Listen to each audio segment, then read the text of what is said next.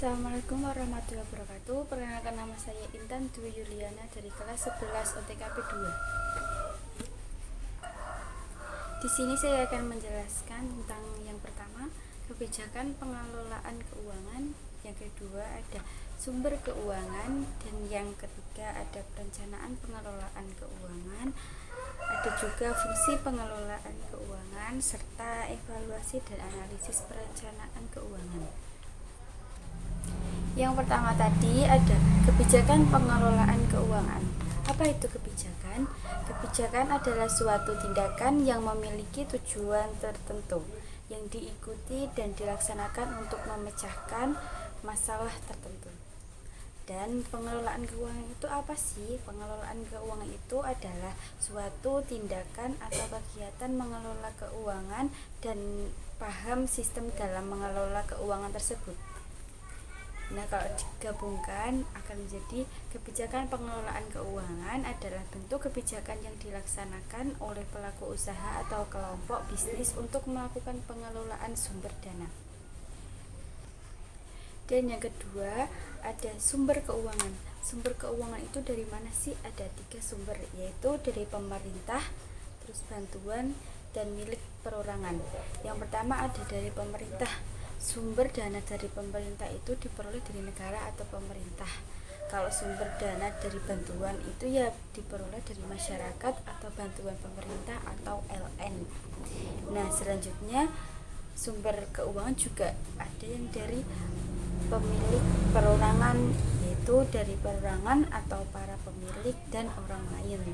Itu berarti dari satu orang tertentu, bukan dari banyaknya orang, tapi dari satu orang.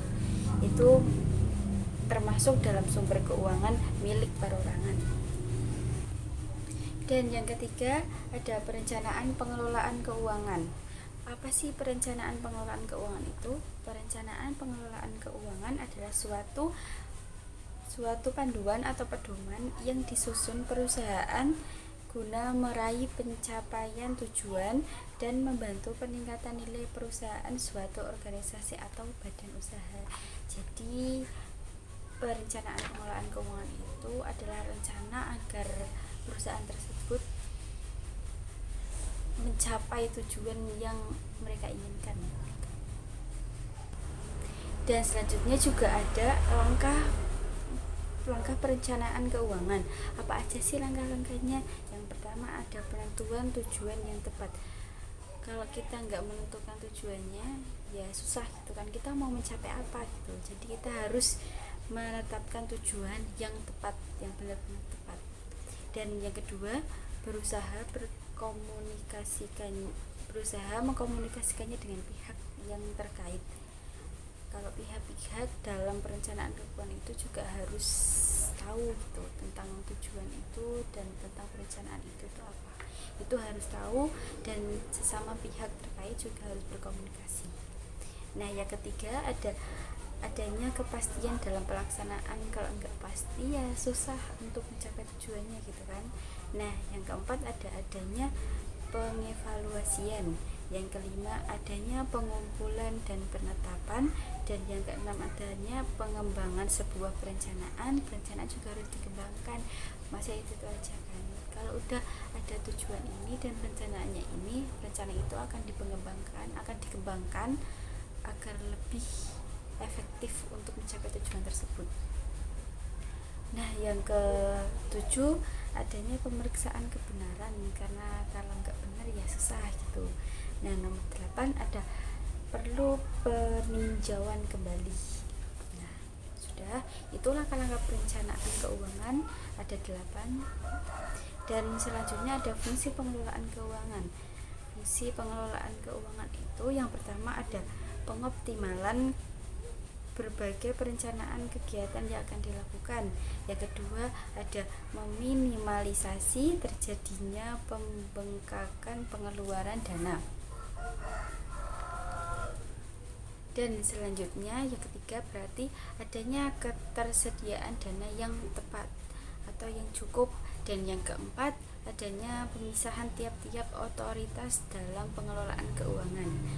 Nah, yang kelima ada memperlancar segala kegiatan karena adanya transparansi keuangan. Dan yang keenam ada penciptaan lingkungan kerja yang sehat. Nah, selanjutnya setelah fungsi pengelolaan keuangan juga ada evaluasi dan analisis perencanaan keuangan. Evaluasi dan analisis perencanaan keuangan itu ada 3. Apa aja? Yang pertama ada pembiayaan perusahaan, yang kedua ada pengeluaran atau pembiayaan dana perusahaan, dan yang ketiga ada penganggaran modal. Nah, yang pertama tadi apa? Ada pembiayaan perusahaan. Pembiayaan perusahaan itu apa sih? Pembiayaan perusahaan adalah pembiaya dan jangka pendek maupun panjangnya diperoleh dari modal awal dan kemampuan menghasilkan laba. Nah, yang kedua ada pengeluaran atau pembiayaan dana perusahaan. Dan pengeluaran atau pembiayaan dana perusahaan itu dibagi menjadi 2.